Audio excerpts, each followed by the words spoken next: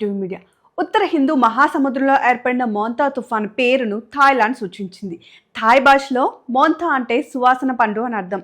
అసలు తుఫాన్లకు పేర్లు ఎవరు పెడతారు? జనజీవనాన్ని అతలాకుతలం చేసే తుఫాన్లకు చిత్రమైన పేర్లు ఎందుకు?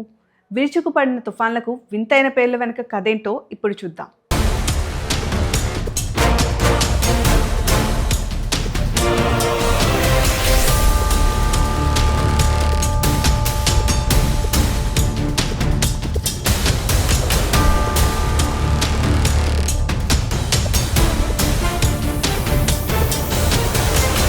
ప్రపంచవ్యాప్తంగా ఎన్నో తుఫాన్లు విరుచుకుపడుతూ ప్రజల జీవితాలను అల్లకల్లోలం చేస్తూ ఉంటాయి.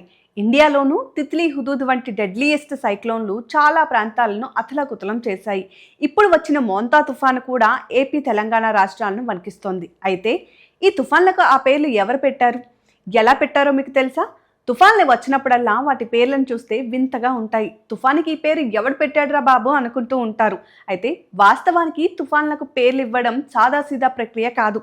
ఇది పరిస్థితిని పర్యవేక్షించడంలో, సమాచారాన్ని ప్రజలకు సమర్థవంతంగా చేరవేయడంలోనూ మరియు రక్షణ చర్యలను సమన్వయంగా నిర్వహించడంలో కీలక పాత్ర పోషిస్తోందంట.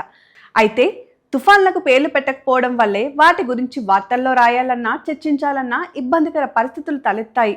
పలానా సంవత్సరం అని చెప్పినా అందులో స్పష్టత ఉండదు. ఇక ఒకే సంవత్సరంలో 2-3 తుఫాన్లు వస్తే మరింత గందరగోళం ఉంటుంది. తుఫాన్ల సమయంలో ప్రజలను అప్రమత్తం చేయడంలోనూ సమస్యలు ఎదురవుతాయి. ఈ క్రమంలోనే తుఫాన్లకు పేర్లు పెట్టాలని పలు దేశాలు నిర్ణయించాయి.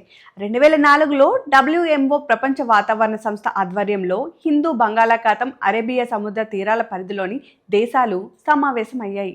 ఆ సమావేశంలో భారత్, పాకిస్తాన్, బంగ్లాదేశ్, మాల్దీవులు, మయన్మార్, ఒమన్, శ్రీలంక, థాయిలాండ్ పాల్గొని ఒక్కో దేశం 8 పేర్లను సూచించాయి. మొత్తం 8 దేశాలు తలో 8 పేర్లు సూచించడంతో మొత్తం 64 పేర్లతో జాబితాను రూపొందించారు. ఆ తర్వాత 64 తుఫాన్లు రావడంతో ఆ జాబితాలోని పేర్లన్నీ పూర్తయ్యాయి. ఈ నేపథ్యంలోనే 2020 ఏప్రిల్లో WMO కొత్త జాబితాను విడుదల చేసింది. ఈసారి 13 దేశాలు 13 పేర్ల చొప్పున సూచించడంతో మొత్తం 169 పేర్లు వచ్చాయి. ఈ జాబితాలో ఇప్పటికే 23 పేర్లను వాడారు. ఆ జాబితాలో 24వదే ఇప్పుడు రాష్ట్రాన్ని వణికించినటువంటి థాయిలాండ్ సూచించిన మోంతా తుఫాన్. ఇక ఈ జాబితాలో ఇండియా సూచించిన పేర్లు ఓసారి తెలుసుకుందాం. భారత్ సూచించిన తుఫాన్ల పేర్లు గతి, తేజ్, మురసు, ఆగ్, వ్యామ్, ఝర్, ప్రభహో, నీర్, ప్రభంజన్, ఘర్ని, అంబుద్, జలధి, వేగా కాగా గతంలో ఏపీని అతలాకుతలం చేసిన హుదూద్ తుఫాన్కు ఆ పేరును పాకిస్తాన్ పెట్టింది. తిత్లీకి సైతం పాకిస్తానే నామకరణం చేసిందంట. అలాగే తుఫాన్లకు పేర్లు పెట్టడంలో కూడా నియమ నిబంధనలు పాటించడం తప్పనిసరి చేశాయి దేశాలు. మరి ఎలాంటి నిబంధనలు పాటించాల్సి ఉంటుందో ఇప్పుడు చూద్దాం. ఈ తుఫాన్ల పేర్లు రాజకీయ, మత, సాంస్కృతిక, లింగ భేదాలకు, చిహ్నాలకు అతీతంగా ఉండాలి. ఇష్టానుసారంగా పెట్టేందుకు అవకాశం లేదు. సభ్య దేశాలు సూచించిన పేర్లు ఏ వర్గం మనోభావాలు దెబ్బతినకుండా ఉండడం తప్పనిసరి. తుఫాన్ల పేర్లలో క్రూరత్వం ఉండకుండా చూడాలి. ఈ తుఫాన్ల పేర్లు పలకడానికి, గుర్తు పెట్టుకోవడానికి సులభంగా ఉండేలా చూడాలి. ఈ పేరు ఇంగ్లీష్లో 8 అక్షరాల కంటే ఎక్కువ ఉండరాదు. పేర్లు ప్రతిపాదించడంతో పాటు దాని స్పెల్లింగ్, ఉచ్చారణను ఇవ్వాల్సిన బాధ్యత కూడా సభ్య దేశాలదే. సభ్య దేశాలు సూచించిన పేరును ఏ కారణంతోనైనా తిరస్కరించేందుకు ప్యానెల్కు అధికారం ఉంటుంది. ఒకసారి ప్రకటించిన పేర్లు జాబితాలో కాలానుగుణంగా అవసరమైన మార్పులు చేయవచ్చు.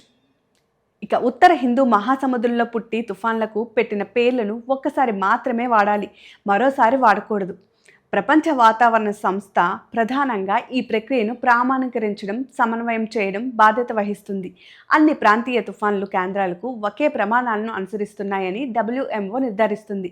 అందువల్ల తుఫాన్ల పేర్లు విధానం గ్లోబల్గా, సమన్వయంగా, సులభంగా మరియు ప్రజలకు స్పష్టంగా ఉండే విధంగా రూపొందించబడుతుందంట. ఇలా తుఫాన్లకు పేర్లు పెట్టడం వలన ప్రజలు త్వరగా సమాచారం పొందగలరు, ప్రమాదం ముందు జాగ్రత్తలు తీసుకోవచ్చు మరియు అత్యవసర సేవల సమన్వయం సులభం అవుతుంది.